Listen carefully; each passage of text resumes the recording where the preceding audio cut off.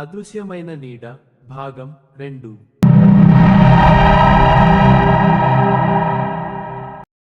Hi friends, అందరూ ఎలా ఉన్నారు? ఫన్ స్టోరీ క్లబ్కి స్వాగతం. ఇక్కడ మీకు అద్భుతమైన కథలు, సరదా వీడియోలు, ఇంకా చాలా ఫన్ కంటెంట్ దొరుకుతుంది. మీకు ఈ వీడియో నచ్చితే లైక్, షేర్, సబ్స్క్రైబ్ చేయండి. గంట కొట్టండి. ఫన్ స్టోరీ క్లబ్ ఫ్యామిలీలో భాగం అవ్వండి. తర్వాత ఏ కథ చూడాలనుకుంటున్నారు కామెంట్లో చెప్పండి. ఇప్పుడు మనం వీడియోని స్టార్ట్ చేద్దాం.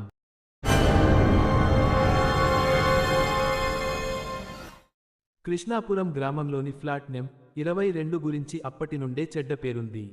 ఆ రాత్రి స్నేహ అకస్మాత్తుగా అదృశ్యమైన తర్వాత సుభాష్ జీవితం పూర్తిగా మారిపోయింది. సుభాష్ ఆ అపార్ట్మెంట్ వదిలి వెళ్లడాన్ని నిరాకరించాడు. ఎందుకో అతనికి అనిపిస్తోంది స్నేహ ఇంకా ఏదో విధంగా అక్కడే ఉన్నట్టు. ఒకరోజు రాత్రి వర్షం గట్టిగా పడుతున్నప్పుడు సుభాష్ మళ్ళీ ఆ రహస్య గదిలోకి వెళ్ళాడు. పగిలిన అద్దాలు, విరిగిన గాజు ముక్కలు, చల్లని గాలి అన్నీ ఉన్నట్టుగానే ఉన్నాయి. కానీ ఆ రాత్రి గదిలో ఏదో మారిపోయింది. అద్దంలోని పగుళ్ల మధ్య నుండి కాంతిలాంటిది మెరవడం మొదలైంది. నేలపై ఒక చెట్టి కనిపించింది. అతను దాన్ని తీసుకున్నాడు.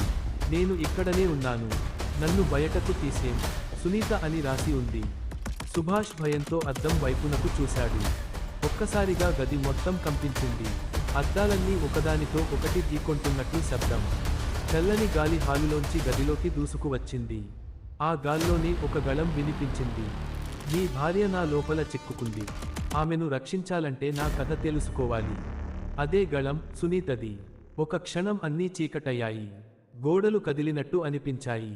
చీకట్లోపలే సుభాష్ ఒక్కో చిత్రాన్ని, ఒక్కో దృశ్యాన్ని చూస్తూ ఉండిపోయాడు. సునీత జీవితం అతని కళ్ళ ముందే ప్రత్యక్షమైంది. సునీత, శ్రీకాంత్ అనే దంపతులు. బయట వారికి ప్రేమజంటలా కనిపించినా లోపల మాత్రం గొడవలు, మద్యపానం, హింసతో నిండిన జీవితం. ఒక రాత్రి శ్రీకాంత్ పిచ్చిపీడితో సునీతను దారుణంగా కొట్టాడు. గదిలోని అద్దాలు పగిలిపోయాయి. రక్తపు చిందులు, నిశ్శబ్దం. అలా సునీత జీవితం అక్కడే ముగిసింది.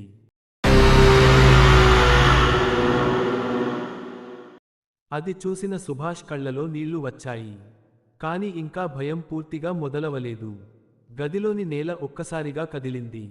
ఏదో క్రింద నుంచి బయటికి రావాలని ప్రయత్నిస్తున్నట్టు. అలా నేల ఒక్క పక్క తానే పగిలి, దాని లోపల పసుపు రంగు వెలుగుతో ఒక పాత ఇనుప బాక్స్ బయటపడింది. బాక్స్ తెరిచాడు. లోపల రక్తపు మరకలతో దెబ్బతిన్న ఒక డైరీ ఉంది. డైరీలో మాత్రం నిజం వేరుగా ఉంది. సునీతను చంపింది నేనే. ఆమెను ఆత్మగా మిగిల్చిన వాడిని కూడా నేనే. నాకు తరువాత ఆమె ఎవరినీ సజీవంగా వదలదు. శ్రీకాంత్. సుభాష్ చదవగానే గదిలోని గాలి పీడలుగా మారింది. అద్దాలన్నీ నల్లగా మారాయి. అద్దంలో స్నేహ కనిపించింది. కానీ ఆమె కళ్ళలో జీవం లేదు. వెనుకే నిలబడిన సునీత నీడ చిరునవ్వు నవ్వుతోంది. నీ భార్యను బయటకు తేవాలంటే నా దేహాన్ని బయటపెట్టు.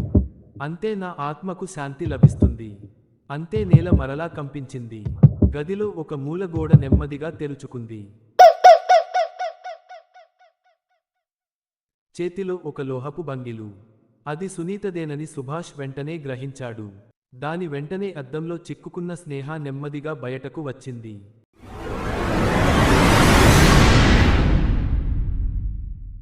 ఆమె శరీరం చల్లగా ఉన్న కళ్ళలో మళ్లీ జీవం వచ్చింది. అద్దాలు ఒక్కసారిగా ధ్వంసమయ్యాయి. గదిలో అలుముకున్న చల్లని గాలి మాయమైంది. సునీత ఆత్మ మాత్రం నిశ్శబ్దంగా వెలుగులో కలిసిపోయింది. అలా ఫ్లాట్ నెం 22లో జీవితం కొంతకాలం శాంతించింది.